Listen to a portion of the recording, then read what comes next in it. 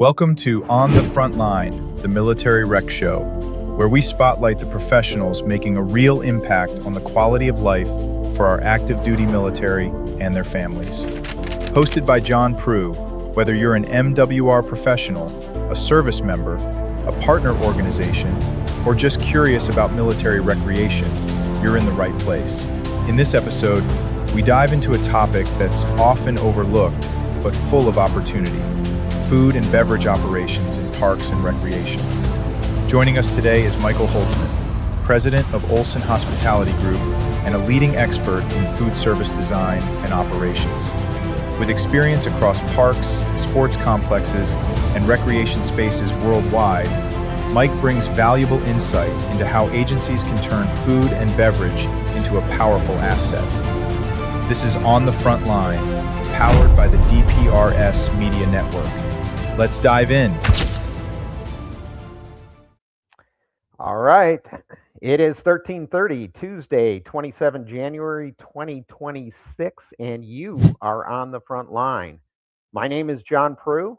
As the host of this weekly podcast focused on armed forces or military recreation, we talk to professionals in this industry who are in some way making a difference in the quality of life of our active duty military and their families.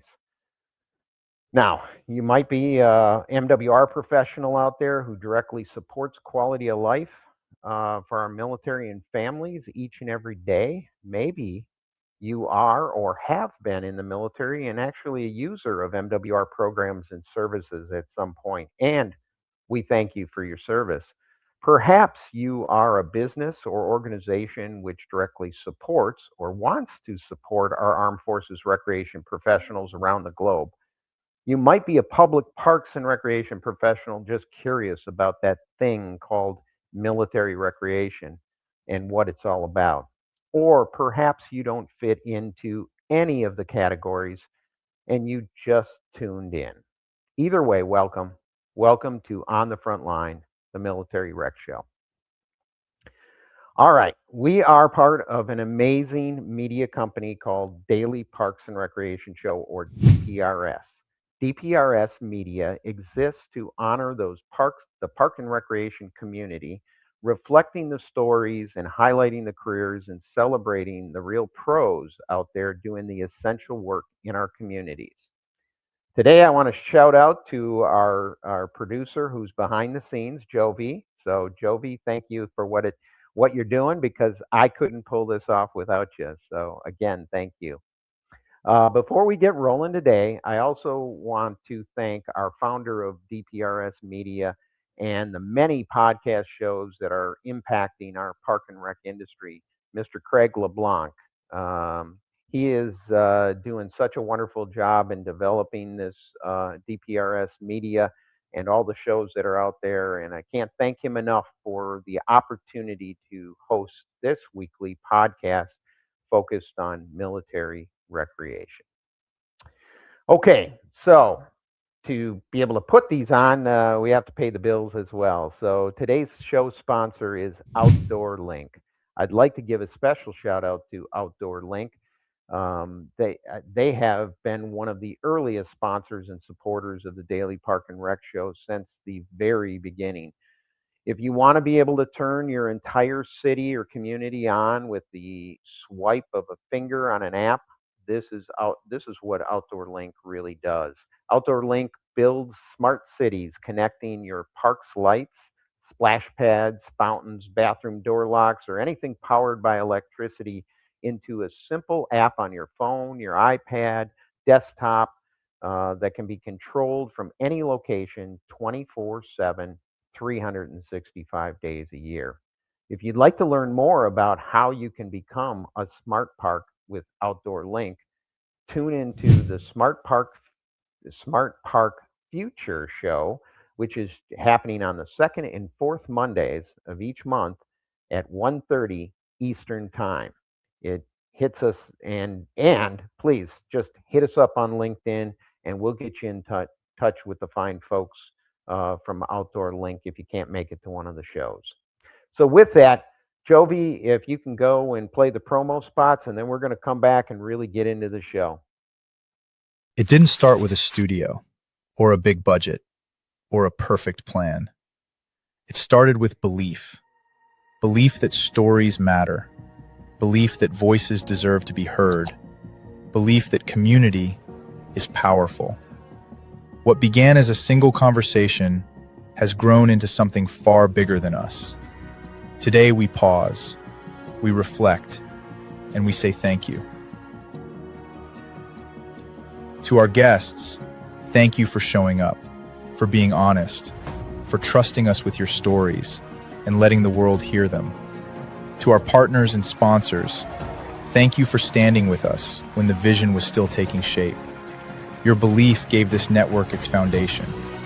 And to our audience, the ones who listened, who watched, who shared, who believed.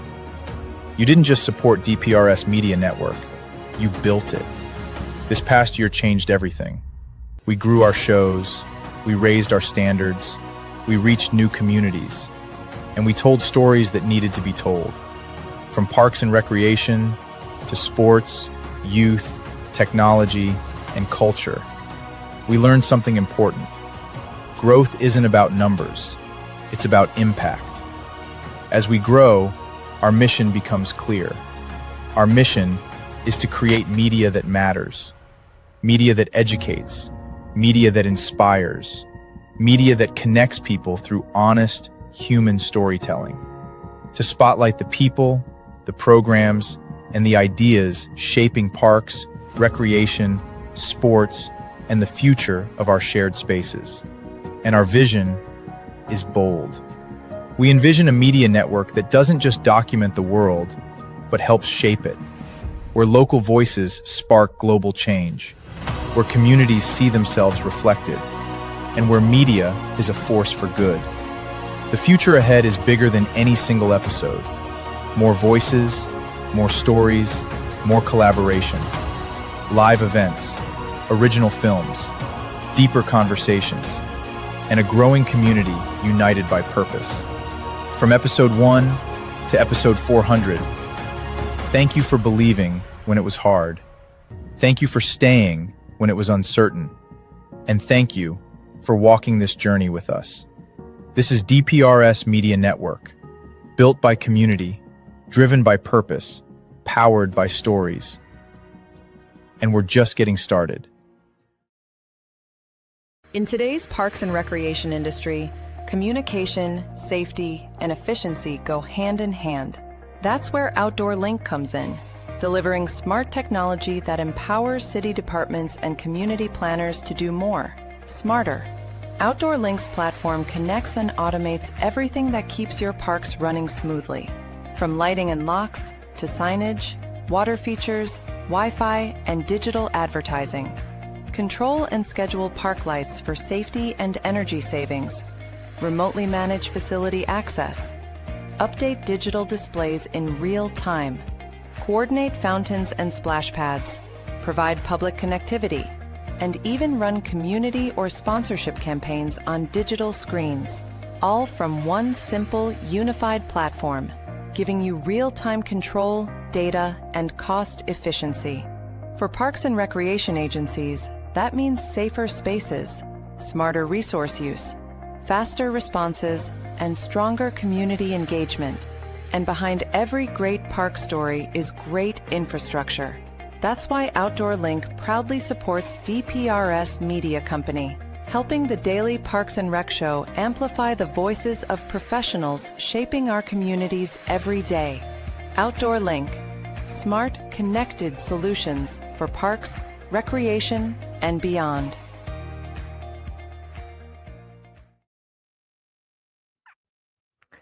All right, we are back, and today we're gonna talk all things food operations within park and rec spaces. So super excited to introduce our guests, but as we do each week, we want to talk about the things that are happening across the globe with Armed Forces Recreation, and specifically through the AFRN, NRPA's network, Armed Forces Recreation Network.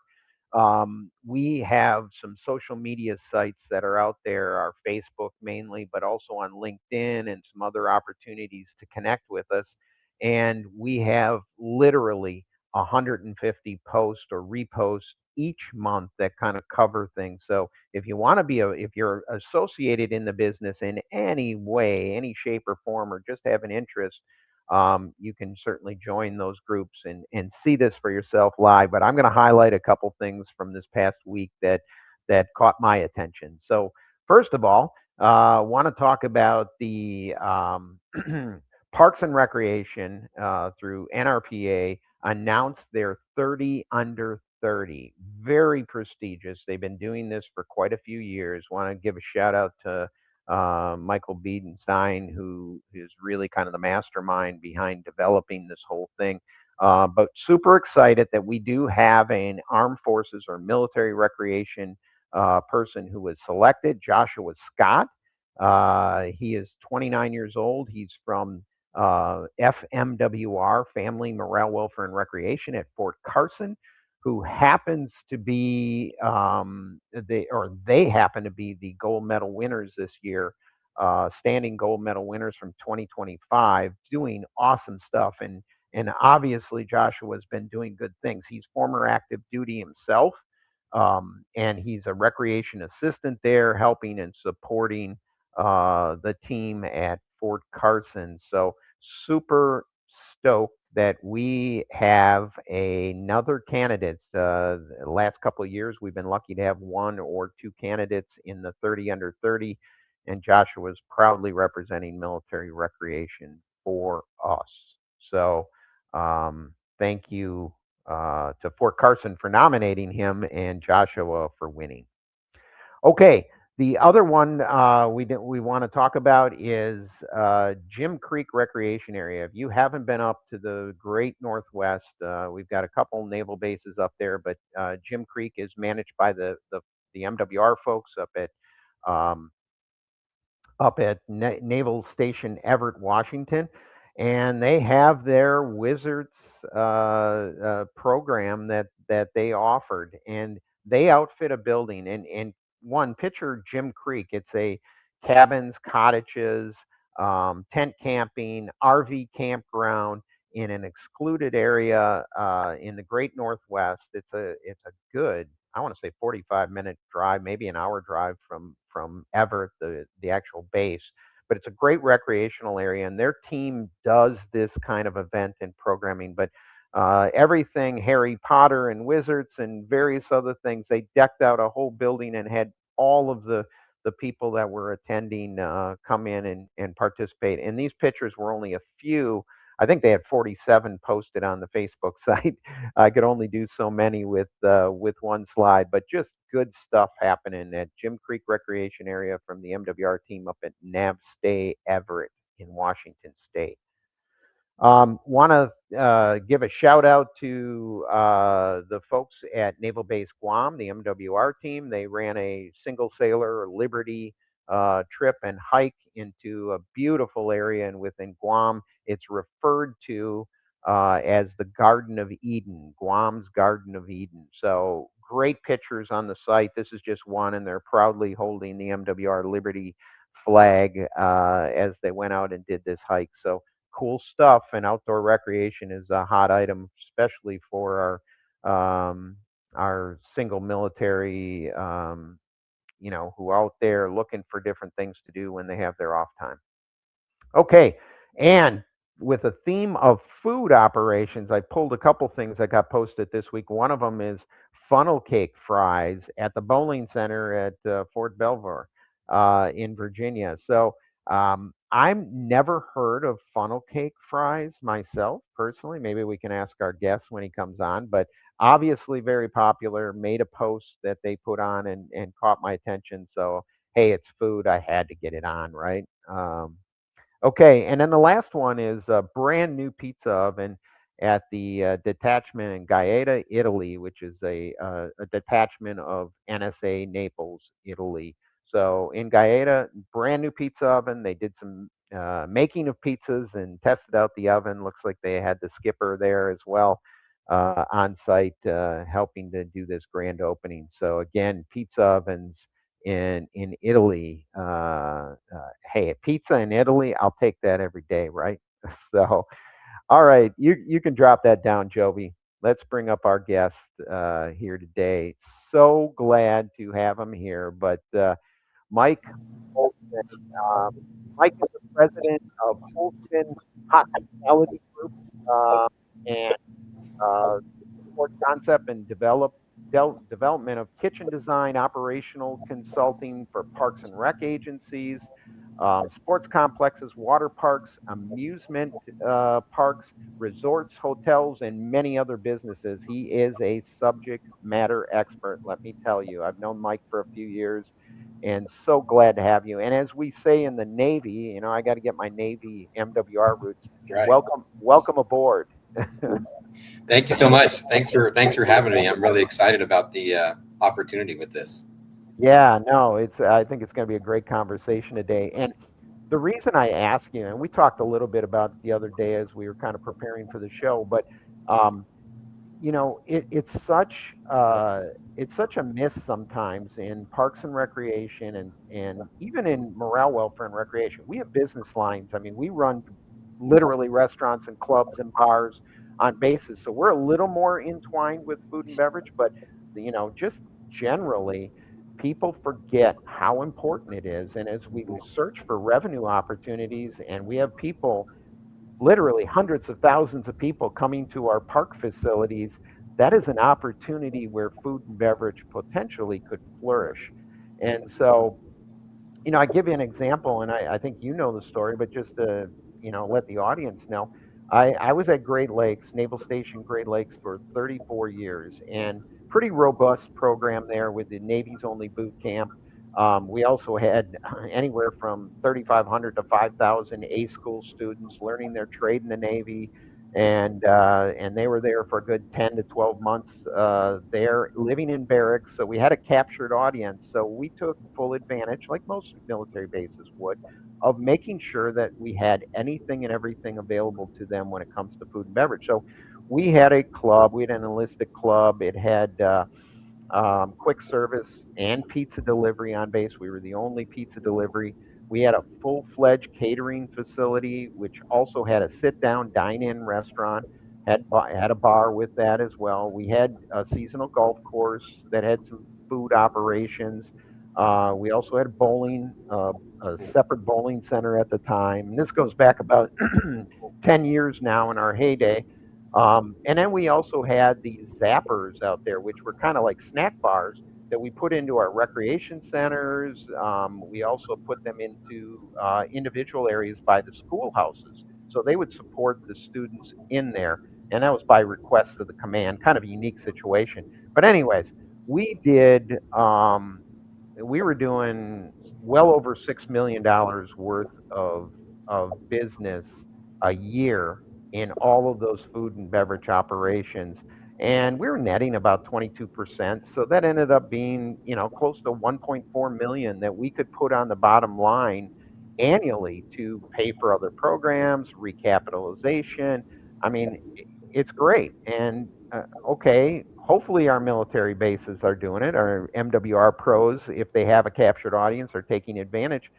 But sometimes we don't. And just taking it as simple as a rec center, and you deal with these sports complexes or recreation facilities where we've got vending machines in there, and you're getting pennies on the dollar, maybe back for them, when we have people at counters, sometimes very spacious counters, and we could be selling the waters and Gatorades and protein drinks and even the small snacks.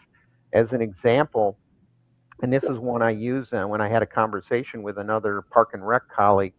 I said, if you had a facility that was generating 200,000 people a year, not a big facility, not a big number, and only 15% of your customers were actually going to buy a single water, Gatorade, protein drink, and we won't even get into the snack foods, um, potentially that generates or can net you, because you're getting 50 cents on a dollar on that, that can net you $45,000 a year.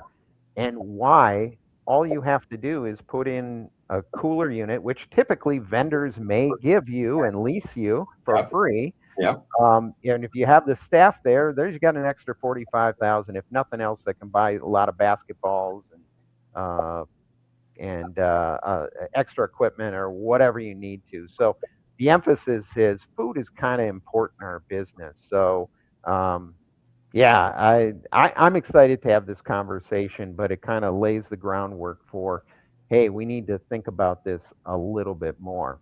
So I'm sure you've seen examples, Mike, of similar situations where vending machines were taking care of our rec facility when in fact maybe they could have did it themselves. Oh, absolutely. And you hit it on the head as far as, you don't even have to provide the cooler. The beverage company will do that. And, there's just that opportunity of just, when you look at your whole park and rec department as a whole and all the things that you have, whether it's festivals or water parks or, things that you don't even realize that the potential is, that's a little bit of when you're saying what we've seen, that's part of what we want to see out there is, we had one sports complex, and these get busy. You have 7 fields, even a simple quad, right? The 4-plex, but a lot of them are multiplex. And so just to compare, in San Francisco, the number one purchaser of beer was of course, the San Francisco 49ers. And the number 2 purchaser of beer was the sports complex with eight fields. Yeah. And it was close. It was close. And on top of that, there were no issues, right? I'm going to hang out, play softball. If it's a men's league, I'm going to have a couple beers and call it a day. We want to keep them there because they're going to go drink it somewhere else anyway, So just having, but to know that that's how much potential is. Wow. In the San Francisco area, the number 2 purchaser of alcohol was the sports complex. Yeah.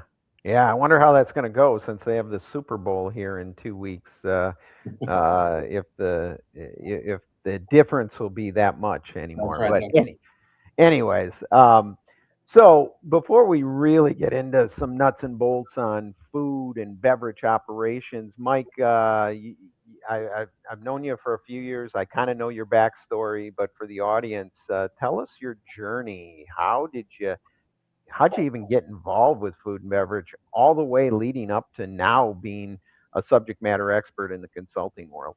Yeah, we started actually I got my degree in restaurant management and did some good, really strong chain worked for some great organizations early on.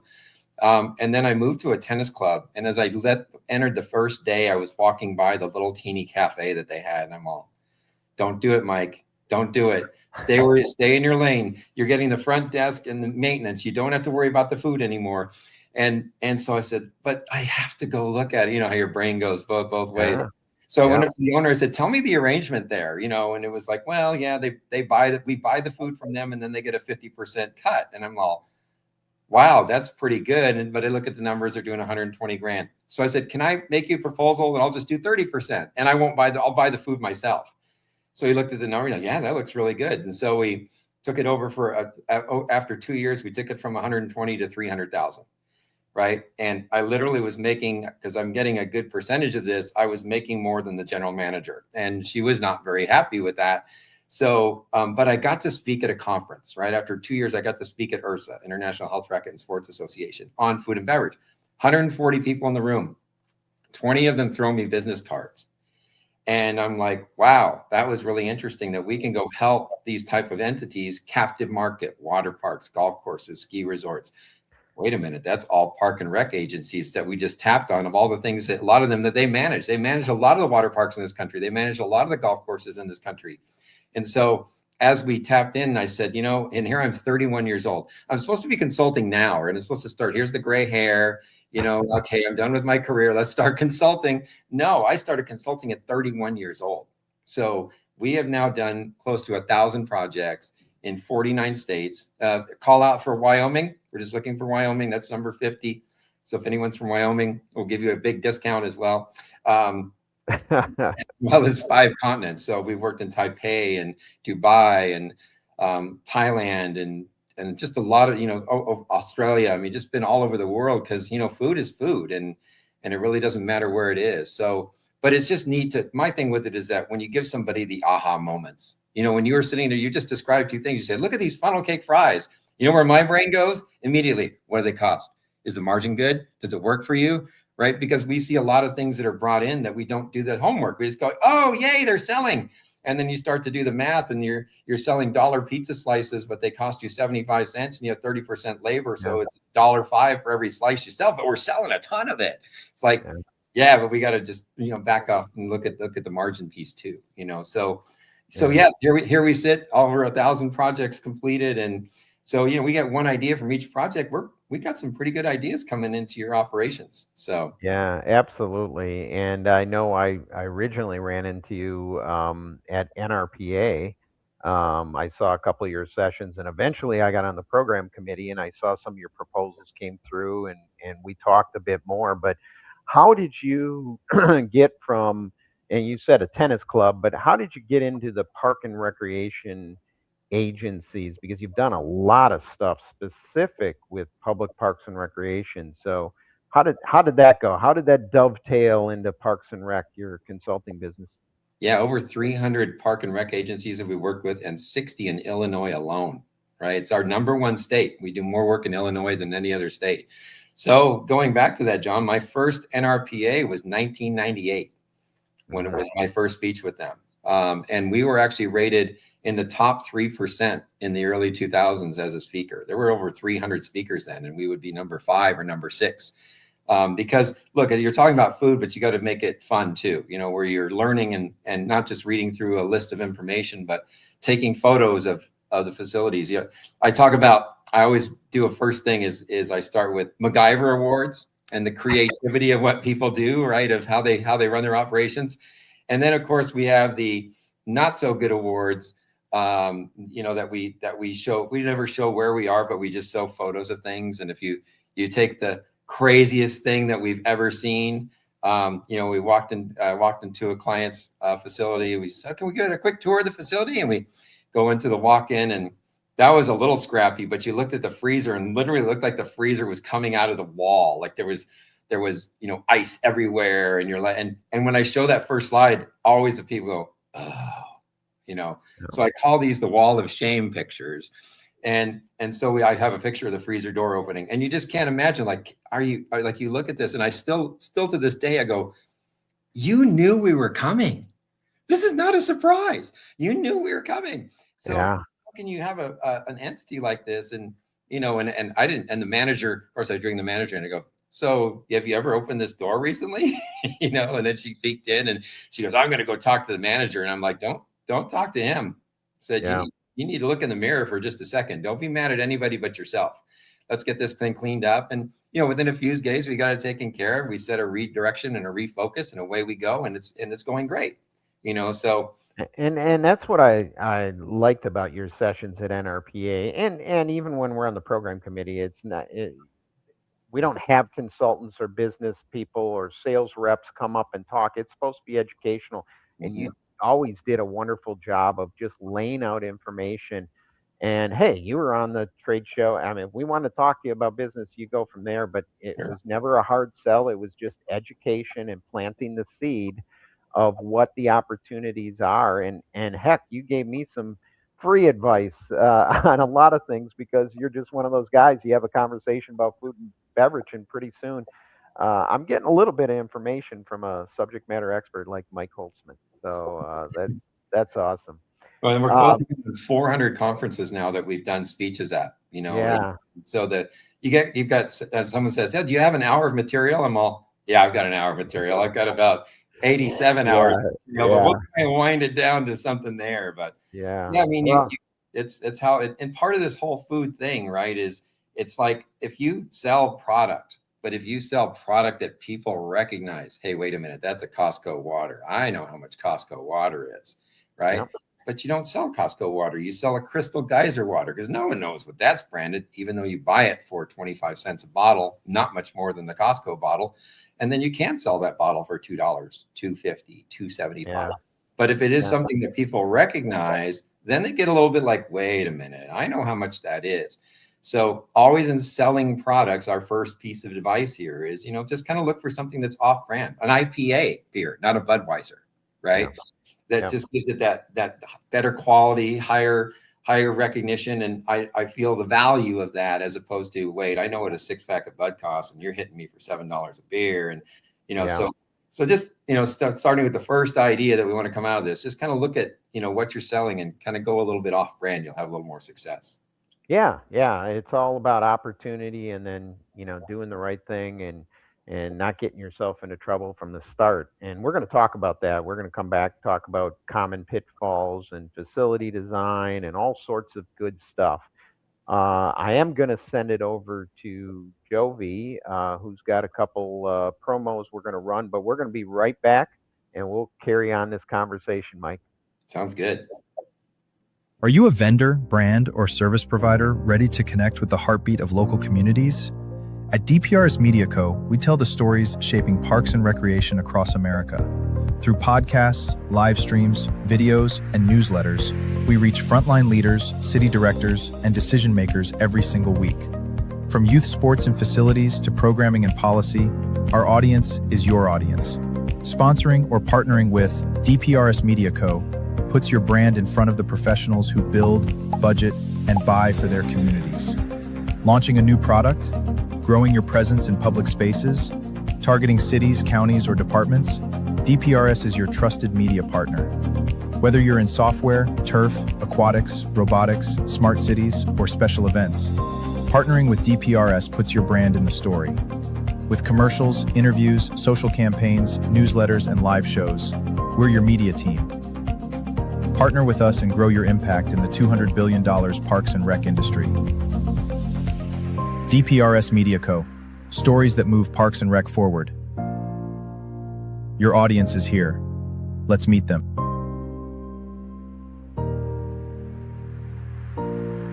Before the game, before the lights, before the pressure, there's a moment most people never see.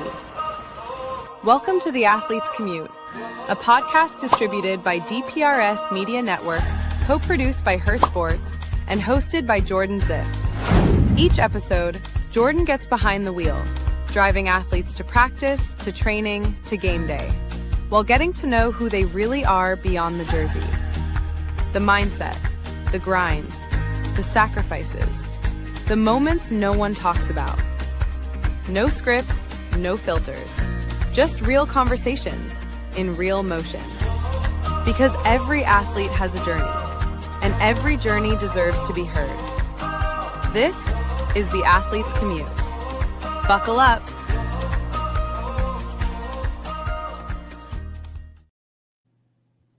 All right, Mike, we are going to get into this. People stay away from food and beverage for a lot of reasons. Sometimes they're in it and they get scared and get out. What are some of the, common pitfalls that park and rec agencies specifically run into when they're talking food and beverage service to their facilities and spaces? Yeah, I think the first thing is kind of realizing your potential. When you do the analytics of your facilities and what you have in your operations, and then you kind of look back and say, wow, what cost recovery opportunities are there out there? Mm-hmm. And I know that sometimes we have third parties that are already in these operations. And so that I get it, that we have it that way. I also understand, again, park and rec, it's this hat and then this hat and then this hat. And then I come in and go, hey, let's run food and beverage too. And they're like, oh, wow. I mean, you're just throwing another hat on this. And can we afford an FTE to make this work? And does it financially fit for us? And you know how much an FTE is, Mike, so it's going through the details of that and really showing that, well, then let's go after, the best opportunity with this. Let's not go take over the whole thing all at once. Let's do this in pieces. Let's see if we can handle this. Let's take the low hanging fruit and go after that operation and take it from there. Because once you kind of learn the intricacies of food and beverage, and there are some systematic pieces to that, but once it's set up to be successful, then it can be very, very successful for you. And sometimes you need some help with that, and sometimes a little bit of guidance, or even I've had a lot of people, John, that have just gone to our speech and taken the information that we give. And I sit there and I go, do I just tell everybody how to do this, or do I just give them pieces of it and tease them? I do it. I just show you how. And sometimes when you go, all right, I got this and we'll go try it. And I get a call a couple of years later, hey, we implemented these ideas and it worked really well. And thank you so much, you know? So I love that part of this whole process, but it has to be set up to succeed in order to be a success. That's just a line that we use. Set it up to succeed so you know it'll be a success. Doesn't matter what you sell, it's going to make you money, right? And but before it makes you money, it's got to taste great, it's got to be executable, and it's got to be profitable. And if it doesn't meet one of those criteria, it's off your menu, right?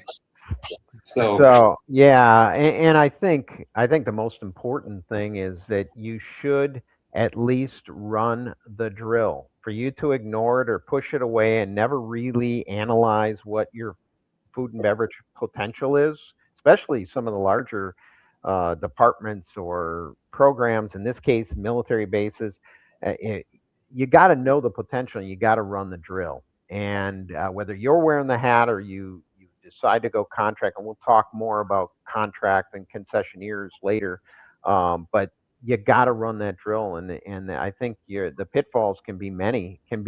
I like the way you referenced hats. We do wear many hats, and you're like, ugh, do I need to do this? This isn't a core service, but it kind of is when you're short of revenue and you're short of funding all the time. Maybe it is more important than you think it is, and you can always figure out something with the hat you need to wear with food and beverage. So yeah, that's great. We get so many of this saying, I never realized the potential of what we had. You know, I didn't see the light of that. And you know, part of that is the third party. I always hear this, if a third party stayed with you for a long time, that tells you something. And it's not necessarily something bad, right? No. Hey, they're so successful that they aren't going anywhere. And so it's something that almost to kind of, you know, things that we just need to look at those opportunities, right, that are in this, because we built the facilities, we created the revenue opportunity. We should have first crack at that before we promote it to the outside. So, yeah. That gets back to that example I gave, 200,000 people coming through a facility. Only 15% of your customer base buys one water, Gatorade, protein, and you can generate $45,000. And that's, to me, very conservative math. Who knows what it could be if you have the room and space and capabilities and want to be able to do that. So that's awesome. And sometimes you look at that and you go, well, should we expand into coffee? Should we get into the smoothie business? You know, and all those things have their challenges of what we can do to do that. So sometimes it's just as simple as what you described. Let's just do this piece, and I don't have to change labor model. All I got to do is get a fridge and some inventory, and away we go. You know, so. And as we both agree, sometimes you will run this to ground and you'll find out, no, we shouldn't do this. Hey, we do pretty well with selling a couple of waters and Gatorade. Hey, let's do a coffee cafe. Some of our customers would like to stick around, and then you find out 2% is not enough to justify making a true coffee cafe out of your rec center / fitness center, whatever it is. Right. And we operated a water park for a city for 7 seasons. And we were brought in initially to review the plans of the design of the operation. And it was good that we got to do that, because we got to get it adjusted before it went too far. But once we were in there, you know, first year was $260,000, second year was $320,000, year 7 was $747,000 in revenue. And understand that even our facility was outside the water park. We were not inside the water park. Somehow we ended up outside the water park. So we knew there was potential to do even more. But it was a great fit, because for me, I was like, I want to focus on consulting. I don't want to focus on ops. Can we step out, and can we teach you to step in? And so they were getting a 10% royalty, 12% royalty. So 70, 80,000, 90,000 a year. When they stepped in and took it, because set it up to succeed and it will be a success, right? Follow our systems the way that we have it. Did they do 763 that next year? No, they only did 690. Right. But with 690 in their P&L, remember, my P&L is insurance and other things on it that your P&L in the park and rec doesn't, which is pretty much food and labor. They're the two costs you have. They made $237,000 in that operation, doing 10% less revenue as they came in and as we handed this back. Right. So it can be in those scenarios too, that's what I mean by kind of do some analytics about what the potential is. And you know, look, the contract's been up. You've been up. You came for us for 5-10 years. Thank you so much for taking care of us, right? And we're going to take it from here, and that's okay. But those are analytics you want to look at, because you're right. Some of them are a little bit easier than others, and if we're going to dive into this, then let's start on the easy side. Yeah, exactly. So let me ask you this. Age-old question, food and beverage operation, what's more important, facility layout design or the menu or your offerings that you're providing? And I'm trying to kind of encourage you to talk about both ends of the spectrum there, Right. but both pretty critical, I think you'd admit. Here you are at a simple sports complex, right? And this, with those 4 diamonds, and how should we set this up? And you would think that, oh, just throw some stuff in there and get some power and you're good to go. There are specific items that make more money than other items that follow that criteria. And so getting in answering your question, first, it starts with a really good design. But design is someone really understanding the flow. Like if you've seen, you know, there's a television show on called The Bear where he goes into the kitchen design part and the scientific of it, but it's about rum and Coke, you know, not rum and Coke. And so saving those steps. And then what happens at a sports complex? 4 fields can break at the same time. So there's 30, 30, 30, 30, 120 people just got off. And there you are sitting here with 1 POS, you know, 1 register that takes 2 minutes to complete a transaction because it's so inefficient inside. We have an operation that we've designed with 6 POS that can do 8,000 to 9,000 an hour, because at a festival, you may need that. But we can also design it with 1 or 2 POS that can do 1,000 an hour because that's all we have, or 500 an hour, you know, or a couple hundred where I'm just covering my bills. But I don't want to have to always be locked into this 6-person operation. I can now do it with a 1 or 2-person operation. So the design capability to grow when it's busy and downsize when you're not, so you don't get hurt to do that. And design is critical to that. And then the other side, of course, menu drives design. So having a conceptual idea of what you want to do menu wise, or from our side, building a kitchen that's versatile, that can virtually handle, you know, anything that you want to do. So there's now the technology of that. There's ventless options now. You know, there's things that can make things even easier to make great products that don't require a lot of capital to do that. And so having someone knowledgeable in that and that understands the technology of what's out there, so that you can make 10 7-inch pizzas in 2 minutes. Yeah. There is technology to do that, right? So a pizza that's 27 inches by 27 inches that's ventless can make 10 pizzas in 2 minutes. I can't even sell 10 pizzas in 2 minutes. So it's keeping up faster than my technology keeps quicker than I can actually ring things up. Oh, but now I could add a 2nd or 3rd POS, and now I could remove those pizzas. Now you're tripling your volume, right? So understanding the dynamics of design fitting into the menu together is what makes this work so effectively. Yeah, but they're both super important. Like you said, the menu drives kind of the design layout, and you want to be able to make sure you can efficiently operate. That's great. You got all those point of sales. You can ring up people. You've got super fast Wi-Fi. You're not held up by credit card purchases and swipes. But guess what? You put the refrigerator back over there and the hot dog steamer over here, and you're tripping over each other to get to serve the customer because you may not have a runner to be able to do that. All that matters when you're coming out. But again, I'm preaching to the choir. We were just built a facility, came back a year later. How's the facility doing? Inside a sports center. They're closing in on 700,000 this first year. They think that they're going to do 900 to $1 million next year. And they did a $40,000 weekend, 2 days, $40,000 in a volleyball tournament, right? So you got to be able to move those people through. But here's what happened. They came to me. I said, hey, tell me about the design. True story. Like, this is last week. And they said, yeah, our bottle cooler is getting clogged because it's over here, but we serve over here. And I went, wait a second. You guys didn't add the fountain beverage that's in the initial design. Well, no, we didn't want to cut the counter and all that. So now we sat down with the math, and I'm like, okay, understand that a fountain drink is 2 cents an ounce. So a 20-ounce drink is 40 cents. Bottles in the last 3 years have tripled in price. They used to be about 70 or 80 cents, doubled in price. They're now $1.40, your cost. So $1.40 or 40 cents, choose.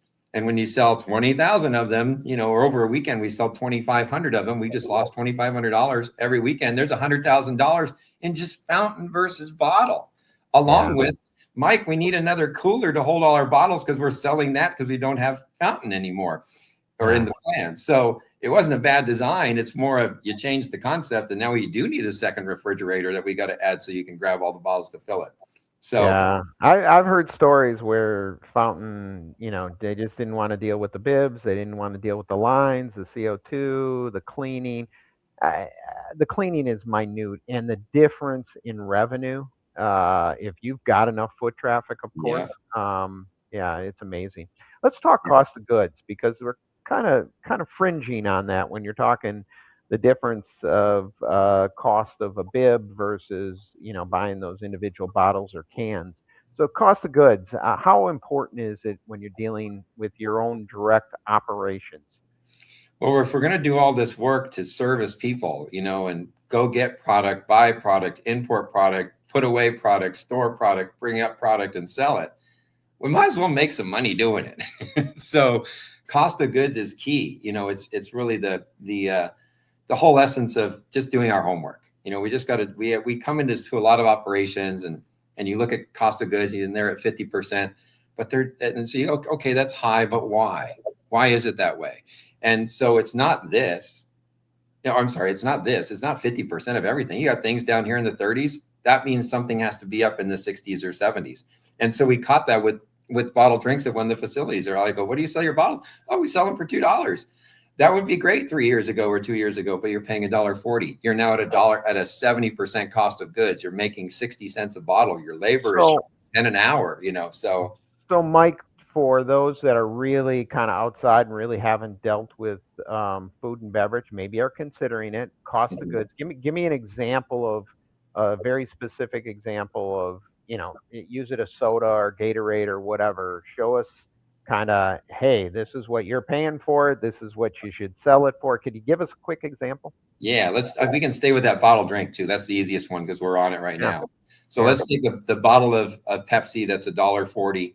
And that's a 20 ounce, or a fountain beverage at 20 ounces. What's the difference what's the difference in cost and what do we make? So if we have a $1.40 bottle, I want to basically target a minimum of, the easiest way I always say concessions. Concessions is not full blown restaurant. Concessions, I actually can run a little bit better cost of goods. So I like to target 25%. So if I have a fountain drink or a bottle drink that's $1.40 and I'm targeting 25%, I'm going to have to sell that bottle for $5.60. And that's not going to make my customer very happy because they go to 7-Eleven and they know the bottles are about $3. And so I'm kind of infringing on that. You get to the point for somebody where it's like, I'm not going to buy that. That's it. You just hit my number. I'm not going to buy that. You're going to buy a $2 bottle of water? $2.50, right? I do this at NRPA, and I go, how about $3? And you watch all these hands go down. So it's like the magic selling point of water is $2.50, but the cost of goods of that makes it a little bit harder for us to achieve the margins we want to do. However, if we're selling that fountain drink, that's 2 cents an ounce, cup, lid, and straw included. So it's 40 cents for the beverage, and I can sell that easily for $2.95. Well, I don't even have to mark it up 4 times. I just marked it up 7 times, which means I'm netting a 13% cost of goods on that drink at $2.90 or $2.95, as opposed to selling the bottle that would be a 50% cost of goods for the same product. So now, as you said, well, I have to deal with bibs and I have to deal with a little bit of CO2. And you know what? For the money that I can make out of that, I weigh it out of going, I'll go deal with that, because you think if bottles are easy, you've got to they brought in 240 cases of product for the weekend for that volleyball tournament. That means they had to unload 240 cases, put them in refrigeration, put them all away. There were boxes everywhere, or they could have had a bib system that they would have made double the money on, to make it that much easier. So actually it's a lot easier to run fountain than bottles because of that. So cost of goods is critical to just doing our homework, take a menu item, cost it all out, including the cup, the lid, and the straw, or including add some cost for napkins and condiments, just so that you have that in there, and just do your homework and target at 25 as your proteins, and I think you'll be good to go. But very, very important to do your homework. Yeah, and we're not going to get. We could do a whole nother podcast on cost of goods and inventory management, but again, if you're trying to target a certain cost of goods, whether it's 40% or 45%, you're kind of in the snack bar business or whatever, that might be a good target you're going for. People have to remember that, it could be product going out the door. It could be your pricing. It could be waste. It could be a lot of different things. I had a conversation with somebody that was talking about their concession stand, and specifically they were doing hot dogs, extremely popular, but couldn't figure out why they couldn't do it. Well, their volunteer sales staff was basically cooking way too many hot dogs off, knowing they'd all have hot dogs at the end of the night. Mm. And so now you have a waste factor that eats into your profit, but again, and will, if you're tracking it correctly, will impact your cost of goods, because waste is kind of that thing. So it's very much a science, but very critical to kind of managing your inventory and your profit margin from that standpoint. So And yeah, and tapping go on the ahead. menu there for a second. So I always say, if I'm at a concession, I have a hamburger and I have a hot dog, right? And so I say, which one would you buy? So I was at a concession that had a hot dog for $2.50 and the hamburger was $6. I watched 5 people come up to the register. I want you to guess how many hot dogs versus hamburgers we sold. Right? So we sold 5 hot dogs, 0 hamburgers. You don't want to know how you can sell 100% hamburgers? Don't offer hot dogs. Yeah. Don't offer hot dogs. It's a captive market. Here I am. I am a Yeah. burger place today. I do not offer hot dogs. And if I lose 2 of you in sales going, that's it, I don't want to pay $5 for a burger, $6 for a burger. I lose 2 of you and I sell 3 burgers instead of the 5 hot dogs. I'm actually ahead of the game. Yeah. In terms of revenue. So there's sometimes that menu, we want to have offerings, but I always say one of the first things with this is cut your menu in half. Yeah. Look at the sales of your 30 items that you have. Look at your bottom 10. You can pull this off of any register and just drop the bottom 10 and leave yourself with the top 20. You don't have to manage these. They don't have to be trained on them. They don't have to be taught. They don't have to inventory it. And they run this menu, and you're going to just do so much better that way. Yeah, definitely. Menu engineering, I think they call it, and just being smart about certain things. So, hey, with food trucks out there galore, out there, and concessionaires, contracting out services is the easy thing to do, as we've kind of alluded to already. And if you have plenty of vendor options, of course, yes or no, why or why not would you contract out programs? Because obviously, I'm sure you've consulted with groups that said, hey, no, you've got vendors, use them. It's the better way to go. So talk to me about the pros and cons of concessionaire or not. I'll talk going back to the food trucks first. If you've got a large festival and you've got literally thousands of people, that's a tough take on our own facilities and our own management team to say, all right, step aside from your water park or whatever you're doing. Come on out here for this weekend. And I want to run 9 operations, right? Now, what I will say to that is, when that festival's going on, let's take one of the operations and manage that ourselves. We have the abilities to do that, right? And give us the prime spot, because this is we're giving this back to you and keeping ticket prices down and maintenance fees and all the things that cost about why they had to pay what they paid for the rent. But let's take that easy spot, and then from there we can sub out the rest. But I think the thing is, always look at the analytics of what these people are bringing in. Let's start with that, because if we're doing a 10%, and if you make all of your food trucks and you total it up, it's 20 grand, then I could have $200,000 in potential revenue. And remember, let's assume they're all being honest, because we're finding out about 20 to a higher percent, more than 20% or not. And so, just hold them accountable and let them know that don't make us audit you and all that. So that let's make sure that everybody's being honest. So if we know there's a $200,000 potential for something, is that something that we want to take on and manage ourselves? Because we know we can net out in park and rec around 30 to 40% of that in concession world. So that's a big number. Instead of taking 20, I take 80, and all I've got to do is manage these easy concessions. So I think that the food truck has its place and helps us out in the large numbers. But as you get to smaller operations where you've got just a food truck at your water park or something like that, I think those are the entities that are the opportunities to kind of take on ourselves. And that's kind of the way into this. Yeah.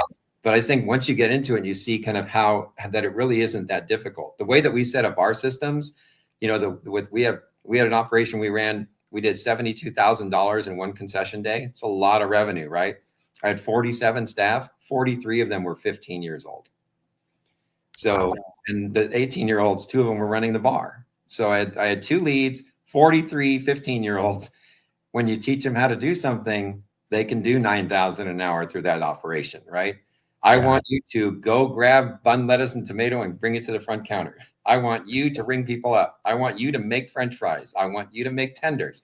Like that's all, and then we'll rotate them through, but they're not multitasking because that's not easy for them at 15, but they can keep up, and they were really excited that we could keep with the flows of that.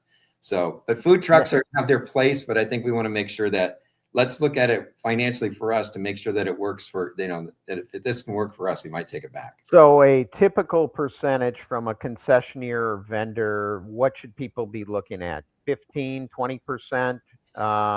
Anything less than that, depending on the circumstance? This is a good question, because the nice part is, when I ran my park for 7 years and got a sense of doing that, and we've run several other operations all doing this along the way. You have to be a little careful here, because I know it's out there that there's 15% numbers and 20% numbers.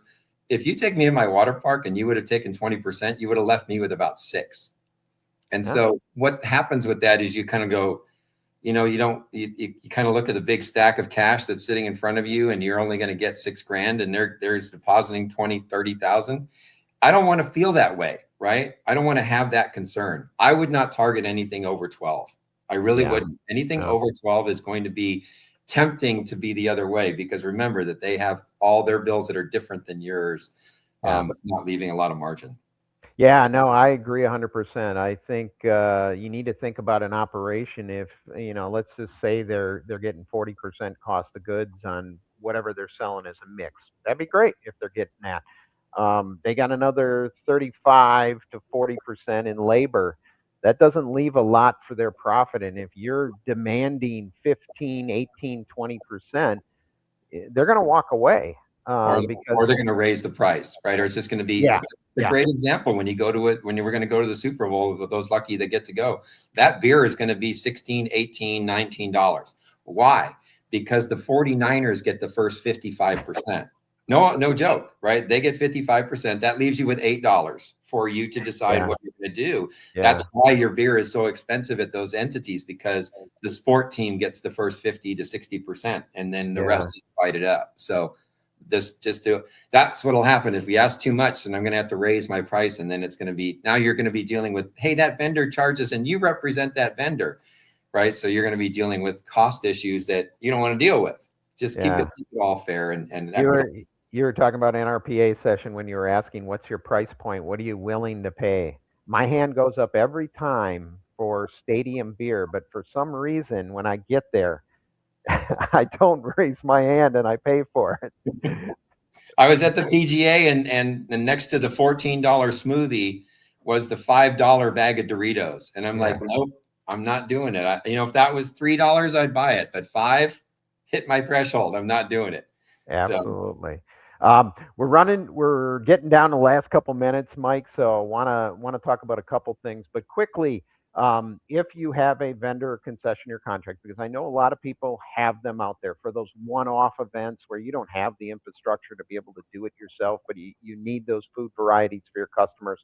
So I know you've had some experience doing audits on some of these. Can you show me, or quickly kind of go through a couple examples of things you've run into when you've actually audited on behalf of an agency or a business the vendor contracts or concessionaires? Yeah, one is that a lot of them are long-term, that they've been set up for long-term, and that they just need some adjustments. Like, what do you do with POS? Because what the registers were 10, 20 years ago are very different than Square today. So that analytics can be done very quickly on both ends. So making sure that that's in there. But, the whole auditing process that we're finding is sometimes, when we leave things alone and don't do our due diligence, then people take advantage of those situations. And so we've been involved in a number of audits, and I think this is a direction now we're going to really moving forward, John, into the 2026 year, and something we emphasize of just the opportunity of getting these set up so that in the future we're all set with them. But the number, some of the numbers there, I mean, when we've got people doing 7-digit dollars, and we're seeing things like 55-60% cost of goods. That shows up. That's concerning to us. We're not here to manage their P&L. That's not what an audit is. What an audit is to make sure we're receiving all of our revenue. And so when you see something that blatant out there that we know you're selling a burger for $12, that is not a 56% cost of goods. Now we want to dive in deeper, right? And see what's going on there. And those are situations. Sometimes families have been there a long time, but that thing needs to be. I mean, first, as a park and rec agency, you have a diligent responsibility to do these audits, and then finding someone that you can know and trust that as third party to come in. When we were at our last audit, we did a lot of advising to a lot of these operations. Hey, we thought about doing this and adding this to your menu and doing this, not just, well, let's dive into numbers and look at this. No, this is about a relationship, about making everything better, right? That's what our audit is. And because there are a lot of them we didn't have to worry about. Yep, numbers are good. That looks good. Hey, let's have a half-hour talk about how we can help you build your business, because we get 12% of the revenue when you build your business. Yeah. So we kind of take it on in a different style than just diving into numbers. It's diving into the success of what you're providing. It's definitely supposed to be a win-win situation. Not everybody's always trustworthy, and that's why you do audits, to keep everybody there. And as you said, we have a responsibility in our agencies to be able to make sure that we're holding our contractors and contracts for the city or military installation. You're holding those people accountable, and everything's fair. So you actually have a win-win situation. Yeah. So I'm going to wrap up and mention again, I think we covered a lot of the things HHG actually does. You provide a wonderful amount of services, but let me ask you this.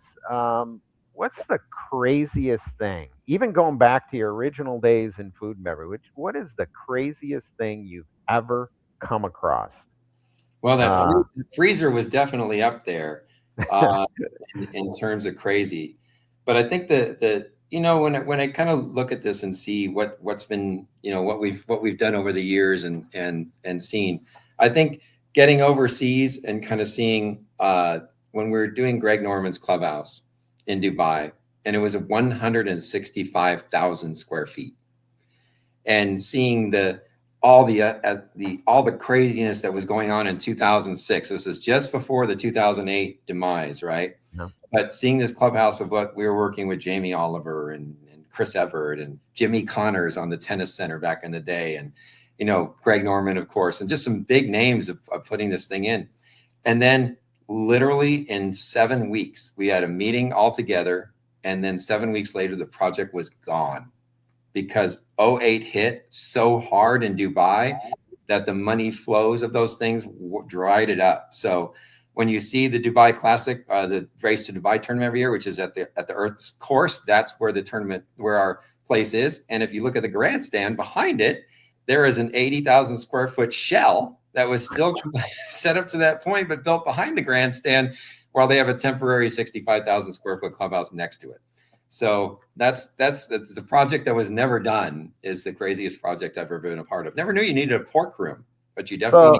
So the shell is there. So you're telling me there's a chance, right, that they can revive it. That's right. It's ready to go. That is awesome. Mike, I want to thank you so much for the time today and have that conversation. I'm hoping we can connect down the line and talk. I know we've got a proposal in for NRPA. Hopefully we're doing a session. So shameless plug way ahead of time, because nothing's been approved. But I think it'll be fun to talk to the Park and Rec folks and get you back on a session and to work together with you on that. So thank you so much. Remember, everyone out there, as we wrap this up, AFRN, they have their monthly meetings the second Wednesday of each month. So please take a look. And those social media, if you just look Armed Forces Recreation Network on either LinkedIn or Facebook, and if you're associated in any way, you can become a member of those groups, and lots of good content up there. So we'll be back next week, same time, same place, for another great episode. A little teaser: we've got Ryan Noble and Randy Mulder from Fort Carson Family Morale, Welfare, and Recreation on next week. So we're going to talk about all the good stuff that's happening in Colorado at Fort Carson. So on behalf of DPRS Media and On the Front Line, I'm John Pru, and we're out here. Thanks again, Mike. All right, thank you. On the Daily Parks and Rec Show, we bring you the real stories of tomorrow's professionals, people shaping the future, one idea at a time. Meet the very first DPRS interns to officially host their own segment, Aidan Tierney and Michael Morrow. With curiosity, passion, and a fresh perspective, they're stepping into the spotlight to lead meaningful conversations with today's rising leaders. The Young Professionals Network takes you inside the journeys, challenges, and major wins of young individuals making their mark across industries. From first jobs to bold ventures, every story fuels growth, ambition, and innovation. Each episode brings real conversations, fresh perspectives, and impactful insights created to motivate the next generation of professionals. Whether you're just starting out, exploring new paths, or figuring out your next move, tune in to the Young Professionals Network every Thursday at 5 p.m. only on the Daily Parks and Rec Show. Don't miss it, because your next big idea might be one story away.